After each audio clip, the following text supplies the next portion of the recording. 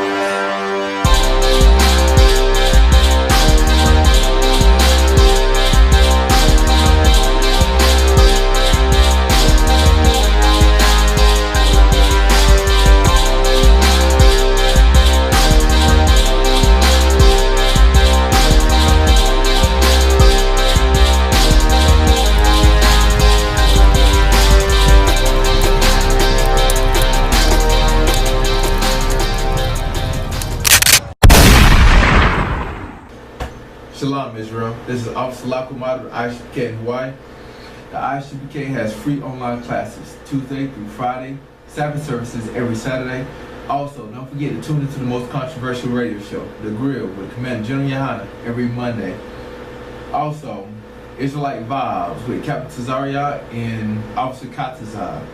For the times of those, log on to isupk.com or onewest.org, alright? Also, don't forget to pay your tithes.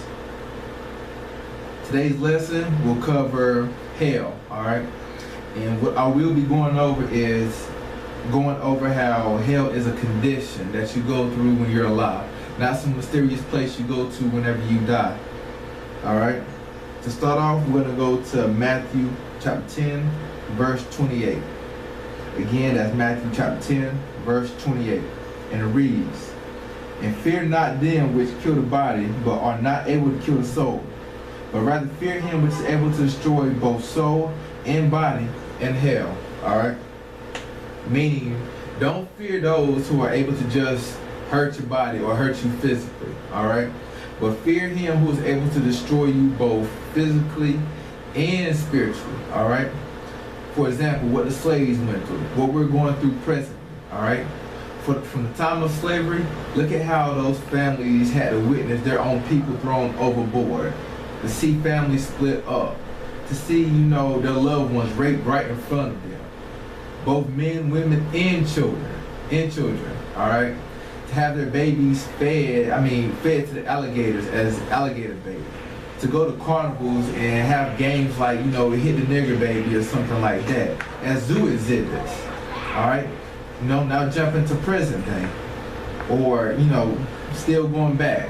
To be lynched. To be set on fire. To have dogs sick after you. Alright? To be locked up for a crime that you didn't commit. Not only by, from white cops, but from your own people too. Alright? To have your neighborhoods polluted with drugs. Just all types of, we're going through hell now, alright? To see that with our own eyes. And it makes no sense. And God wouldn't be a just God for, the white people to have their kingdom right now or to have their heaven, yet have another chance to go to heaven whenever they die after what they put us through. And we got to go through hell first and then have a chance to go to heaven afterwards. Where's the just in that? It makes no sense whatsoever. Alright? It goes on to say, "But rather fear him which is able to destroy both soul and body in hell." Notice it says both soul and body in hell. Alright? Your soul and your body are only together when you're alive. Alright? It's when you die, they separate. Okay? So notice it says both soul and body in hell. Meaning you go through hell when it's together or while you're alive. Alright?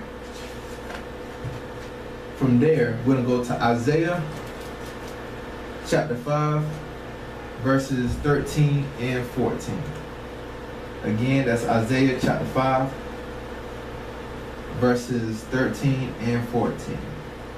And it reads, "Therefore my people are gone into captivity, because they have no knowledge, and their honorable men are famished, and their multitude dried up with thirst. Therefore hell hath enlarged herself, and opened up her mouth without measure, and their glory, and their multitude, and their pomp, and he that rejoiceth shall descend into it. Notice it starts off by saying, therefore my people are gone into captivity. No different from what the slaves went through. Alright? What we were going through back then is the same thing we're going through now. Alright? Because we forsook the law, the Most High's laws, statutes, and commandments. Alright? And because we did that, we got hell to pay. Alright? This book shows us exactly what hell is. And this book is our blueprint to actually get out of hell, which is none other than obeying the laws, statutes, and commandments. Alright? From there, we're going to jump to Deuteronomy chapter 32, verse 22. Again, that's Deuteronomy chapter 32, verse 22. And it reads, for fire is kindled in mine anger, and shall burn unto the lowest hell, and shall consume the earth with her increase, and set on fire the foundations of the mountains. Alright? It says, for a fire is kindled in mine anger, and shall burn unto the lowest hell. So we're talking about hell here.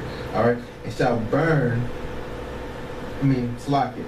It shall consume the earth with her increase. So it's telling you that hell is right here on earth. Okay? Anything that's under the sun is right here on earth. Alright? The lowest hell. We're going to jump to Psalms 86 and 13 to show you exactly what King David went through. Alright? And how he described it. Again, that's Psalms 86, verse 13. And it reads, for great is thy mercy towards me, and thou hast delivered my soul from the lowest hell. That's another cut to the Christian church, because they say that whenever you go to hell, you're going to stay there and you're going to burn for all eternity. Again, I don't know where they get the stuff from, but it's all assumptions. It's all philosophies. It's tied nothing to this book, all right? Because David is telling you that the Most High has delivered his soul from the lowest hell, all right? Yet he was alive, all right? So now we're going to go to Ecclesiastes 3 and 16. Again, we're going to go to Ecclesiastes 3 and 16. And it reads, and moreover, I saw under the sun the place of judgment, that wickedness was there, and the place of righteousness, that iniquity was there. Alright, so it's telling you under the sun, he saw a place of judgment and a place of righteousness. Alright, verse 17. It says, I said in my heart, God shall judge the righteous and the wicked, for there is a time there for every purpose and for every work. So under the sun, what Christians would call both heaven and hell is going on, and it's taking place right here on earth. Alright?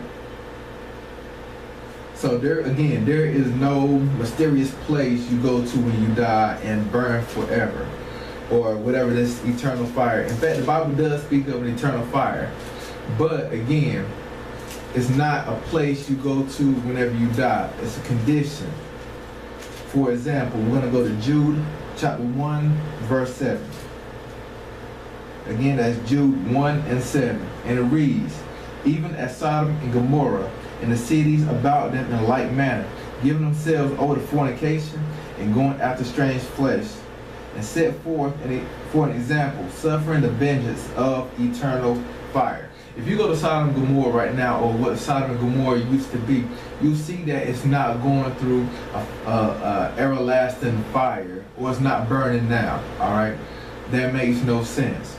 But instead, what this eternal fire is a fire that nobody can quench. It's going to keep going, or it's going to keep raging until everything within it is consumed. That's what that eternal fire is.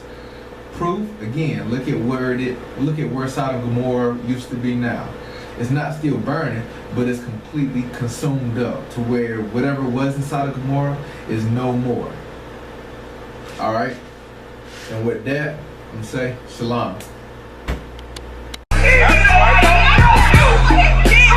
let nobody tell you crap. You know why? Because I never saw you before. But you a black man like me. That's right.